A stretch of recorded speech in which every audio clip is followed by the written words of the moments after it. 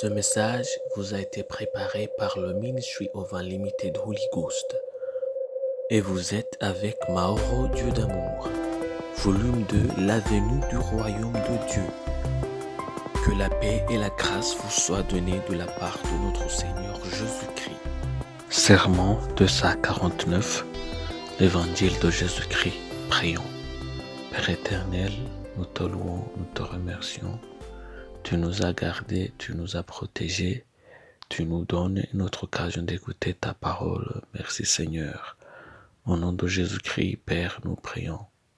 Nous prions que tu nous pardonnes nos offenses. Nous prions, ô Père, que tu couvres nos iniquités par le sang de Jésus-Christ. Au nom de Jésus-Christ, Père, nous demandons que ton Esprit s'en vienne, qu'il ouvre nos yeux, qu'il ouvre nos cœurs, qu'il ouvre nos oreilles, afin que nous puissions comprendre ta parole et appliquer et marcher selon ta parole. Nous voulons, Père, être transformés par ta parole. Nous voulons être échangés par ta parole. Au nom de Jésus-Christ, nous prions que ton règne vienne, que ta volonté soit faite et que ton nom soit sanctifié dans nos vies. Au nom de Jésus-Christ, nous prions. Amen. Aujourd'hui, on va lire en Luc chapitre 14, versets 2 à 6. La Bible nous dit: « Et voici un homme hydropique était devant lui. Jésus prit la parole et dit au docteur de la loi et aux pharisiens: Est-il permis ou non de faire une guérison le jour du sabbat? Ils gardèrent le silence. Alors Jésus avança la main sur cet homme et le guérit et le renvoya.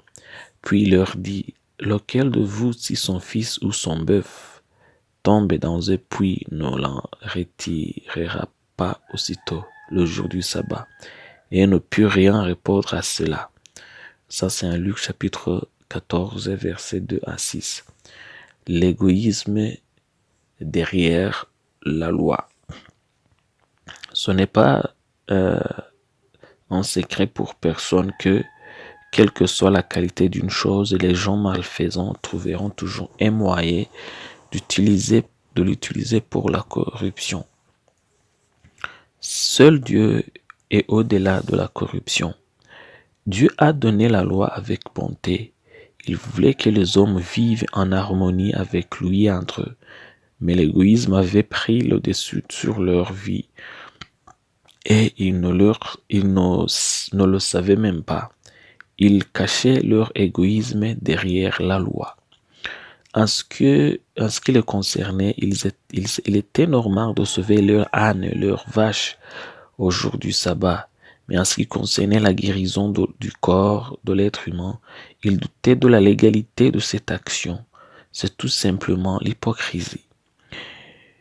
En Matthieu chapitre 7, verset 12, la Bible nous dit: « Tout ce que vous voulez que les hommes fassent pour vous, faites-le de même pour eux, car c'est la loi et les prophètes. » Ça, c'est en Matthieu chapitre 7, verset 12. C'est alors que l'on voit des gens demander des faveurs à leurs amis afin que ce qu'ils veulent leur soit accordé le plus rapidement que possible. Mais lorsqu'ils reçoivent eux-mêmes quelqu'un qui est censé être aidé par eux, alors ils se souviennent de suivre le protocole et les lois. Les gens ont différentes excuses pour leur égoïsme. Les heures de travail sont terminées. C'est le week-end, je ne peux pas vous aider, je suis pressé, ou même revenir demain. Ces réponses et bien d'autres sont les fruits de l'égoïsme. Ce sont des excuses qui cachent l'égoïsme. Que Dieu nous pardonne. Mais la parole de Dieu nous donne un moyen facile d'éviter des péchés d'égoïsme. En Proverbe chapitre 3, versets 27 à 28, la Bible nous dit: « Ne refuse pas un bienfait à celui qui a droit, quand tu as le pouvoir de l'accorder. Ne dis pas à ton prochain: va et reviens demain, je donnerai, quand tu as de quoi à donner. » Ça, c'est un Proverbe chapitre 3, versets 27 à 28. Alors, comme Jésus a dit: « Faites aux autres ce que vous aimeriez qu'on vous fasse. » Ne pensez pas seulement que vos affaires sont les plus importantes. Tout le monde a besoin d'une faveur à un moment donné. Et si tu sais qu'il est en ton pouvoir d'accorder cette faveur, accorde-la tout de suite. Vous aurez besoin d'être aidé. Faites preuve de la même courtoisie. Prions. Père éternel, nous te louons, nous te remercions. Tu nous as gardés et tu viens de nous apprendre ta parole. Au nom de Jésus-Christ, Père, nous prions. Nous prions, Père, que tu nous accordes tant d'amour que nous puissions faire aux autres les bonnes choses que nous souhaitons qu'on nous fasse. Au nom de Jésus-Christ, que ton amour remplisse nos vies, que l'humilité remplisse nos vies. Père, au nom de Jésus-Christ, que ta parole remplisse nos vies et qu'il change nos vies. Nous prions que ta volonté soit faite. Nous prions que ton nom soit sanctifié. C'est au nom de Jésus-Christ que nous prions.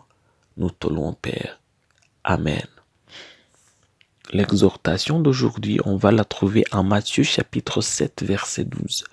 La Bible nous dit, « Tout ce que vous voulez que les hommes fassent pour vous, faites-le de même pour eux, car c'est la loi et les prophètes. » Ça, c'est en Matthieu chapitre 7, verset 12. Que Dieu vous bénisse d'être avec nous, que Dieu vous bénisse et d'écouter sa parole. Je prie pour vous que l'amour de Dieu soit avec vous, que l'humilité vous remplisse, que l'amour de Dieu remplisse votre cœur, que au nom de Jésus, que l'Esprit de Dieu soit rempli dans votre cœur. Je prie pour vous que dans tout ce que vous faites, la volonté de Dieu soit avec vous, que le royaume de Dieu soit avec vous au nom de Jésus-Christ. C'est au nom de Jésus-Christ que je prie pour vous. Amen. Soyez un partenaire de Dieu. Suivez et recommandez notre page Facebook et notre chaîne YouTube. Partagez la dévotion avec vos proches.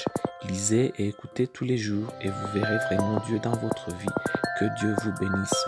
Vous pouvez trouver les links dans la description du vidéo en dessous. Cet message vous a été préparé par le Ministry of Unlimited Holy Ghost et vous a été présenté par Mahoro Dieu d'amour. Que la paix et la grâce vous soient données de la part de notre Seigneur Jésus-Christ. Amen.